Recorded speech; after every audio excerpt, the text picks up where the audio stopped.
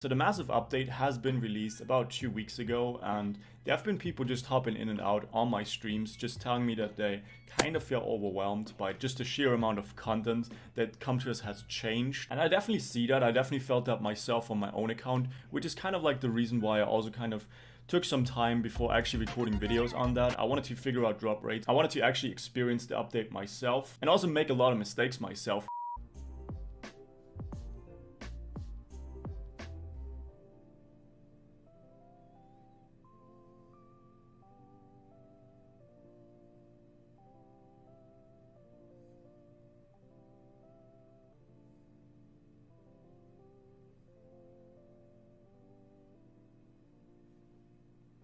Not consistent.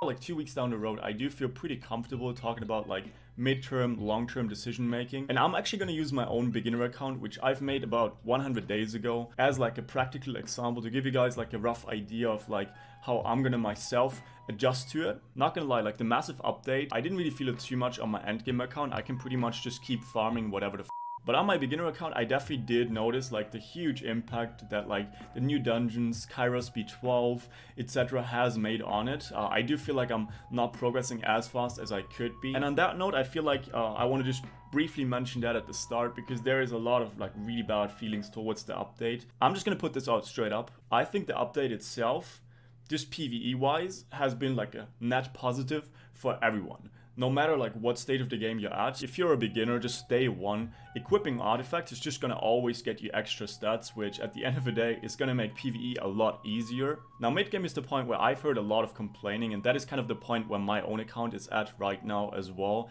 And especially when it comes to Cairos B12, that's kind of the point where people struggle a lot with being able to clear B12. But what you kind of fail to realize is that B11 also has like extremely high drop rates when it comes to 6-star runes. They've improved the drop rates by a lot from B10 to B11 without actually changing the difficulty too much. So even if you can't farm B12, just B11 on itself is going to have a huge impact on your monster box. And when it comes to endgame, I do feel like that's kind of the portion of the player base that has been hit the hardest, despite what you're feeling. I know there's like a lot of mid-game players feeling really bad about it, but if you think about it, I've spent like literally the last like half year of my life farming Giants B10, and like the last week of farming has pretty much got me the same amount of like upgrades when it comes to runes. So think about who actually got fucked the hardest in this update. But with all of that endgame stuff out of the way, we're on my early game account or like mid-game account, and I kind of want to talk to you guys about my game plan when it comes to like before the update versus how it has changed like after the update. What sort of goals do I have midterm? What sort of goals do I have long term?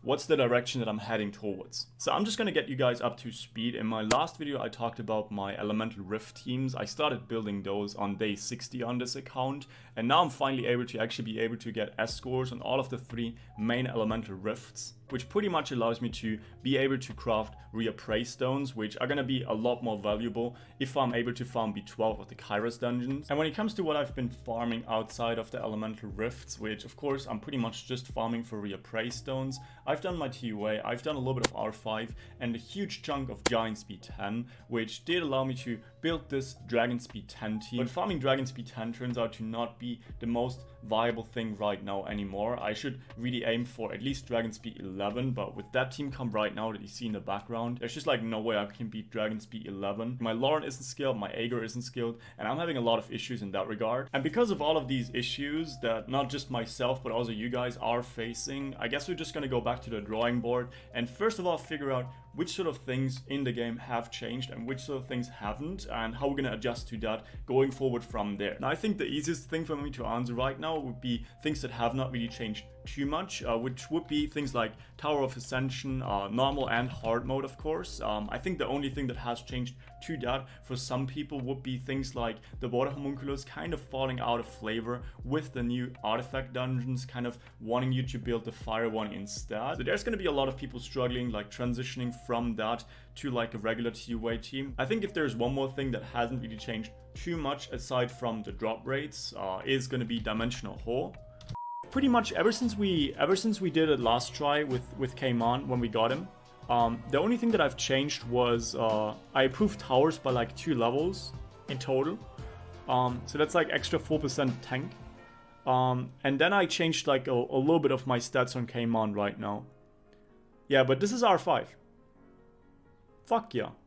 Now the only thing that really has changed with Dimensional Hole is they've improved the drop rates in the rune dungeons by a little bit from what it feels like. All in all, I do feel like the meta when it comes to Dimensional Hole has kind of like slowly shifted towards building more 2As in mid game. I mean, of course, it's always good to like get ancient runes, but since there is still 5-star runes in those drop, compared to like Kairos, the gap, especially for mid game, has kind of narrowed down. And I think the last thing that hasn't really changed too much was elemental rifts as well as R5. But what did get impacted was the addition of new artifact dungeons and also Kairos with the addition of B12. Now when it comes to Kairos dungeons, I've already made one video discussing the changes between B10 and B12 and kind of like the key picks that you can incorporate, especially if you're like an early game player. Bottom line is going to be that units like Shannon are going to be really detrimental for your Giants teams. Units like Varamas are going to be really good for your Dragons teams. And when it comes to Necro, you got two different playstyles, which would be either incorporating your twins, still up to this day, they haven't really changed that too much, but make them slightly tankier, or use a team like I'm running right now on my own early game account, which pretty much just stacks Inugami on top of Inugami, plus Lauren and a Fran, and just put a bunch of violent sets on those units, and it should be fine. Like, I really didn't struggle too much when it comes to Necro so far. You've already seen it in the background on my own account. I actually do not own a Shannon and a Varamos, because basically, if you plan everything out well, if you min-maxed properly before the update, you wouldn't really need to build those units in the first place. And now I definitely do notice that basically what they did is just turn back time by like 2 to 3 years. All of the people that played back in the day, we just are able to put our units out of storage again and just build those old school teams again and not have any issues with the old mechanics at all. For like early game accounts like myself, that's kind of like one of the biggest struggles. So I can just tell you straight up, one of the main things that I will be doing on my own beginner account for like the next week or so is just buying 2-star monsters from the shop and just leveling the fuck out of my account. You know what? I want to get some new 6 stars for like PvE content.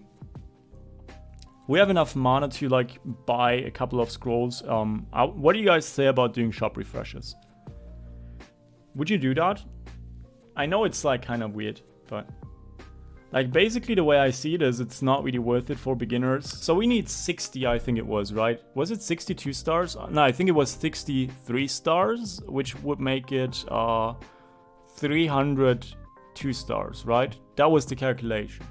So just to kind of like put this into actual examples of units that I will be building on my own account, I kind of feel like I might go back to building a Varamos just for Dragon Speed 12. On this account, I have like insane Swift runes and in general, just insane Giants runes. So I really do not need to bother farming more Giants on top of that, especially with all of the grinds that I've kept from doing a lot of R5. I pretty much have 0 grinds for Giants runes and like so many when it comes to Necro and Dragons, to the point where even if I'm just farming B10, it's still going to be more beneficial because I'm going to be able to just min-max those runes further. In terms of units that I will be building, I have a couple of things in mind. Now I think the first pick that I will be going for is going to be Belladion, which I'm currently already secondary awakening. I pretty much just need to have him 6-star to actually get consistent runs on B5. The main reason why Belladion is so strong is because it's kind of like a Lauren but more inconsistent, but has way more utility with the 3rd skill heal. Especially with Fran's bad base stats, it kind of works very well with units like Shannon or Varamos.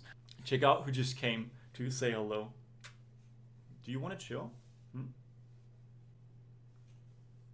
Now the next unit is going to be Megan that I will be going for. She's pretty much just going to help me salvage all of the Giants runes that I have on this account, and also going to work very well with units like Tyrone and Illusion. I'm kind of going for like one of those old school arena offenses that way. And one of the biggest key picks that I need to be going for is going to be the Dark Vampire Lord. Now as you guys can see, I have 90 out of 100 pieces, so I'm not really focusing too much on the Steel Fortress dungeon at all right now. I'm just gonna wait for him, and even if his AI is pretty bad, it's pretty much the only buff block that I have on this account right now. It does also help that it's a 5-star unit, so his base stats are gonna be really good, as well as his leader skill is gonna help me out with consistency on the elemental rifts. Now I already talked about artifact dungeons just a second ago, but just to kind of like give you guys a rough idea of what you should be going for, especially when you're like a mid-game player. Now we all know that artifacts in general, they are like really niche. You're gonna get a lot of just completely random substat. Personally, I don't really feel comfortable commenting on them right now. There are some that feel really overpowered, especially in the type ones where you get like extra crit damage on skill 3. When it comes to the elemental ones, there are like substats that give you extra attack depending on how low your HP is. Things of that nature are gonna be overpowered as fuck. But since those artifacts don't actually have a star level, pretty much just a rarity to them, it doesn't really matter too much which sort of stage you are farming. Now, of course, you kind of want to go for B10 because it does drop like a decent amount of legendary artifacts. But at the end of the day, I think if you can farm B7 or B8, which I can pretty much just do that with the units that I've already had built before anyways, just getting all of your core monsters on some sort of artifacts, not even caring about the substats, is going to be my primary goal for like short term / mid term. Like the next month is going to be me just farming a little bit of B7, B8 on both the Punisher's Crypt and the Steel Fortress. And yeah, I think that's kind of my game plan for now. I'm curious what you guys think about it. I'd love to get some feedback on it, honestly. I mean, for me as a content creator, it's always nice to just kind of be able to switch up the meta, experience new things, test out new team composition. But I'm pretty sure that like for a lot of my viewers and the people that just play this game casually, this update has been kind of just like a monkey wrench that's just thrown into your account.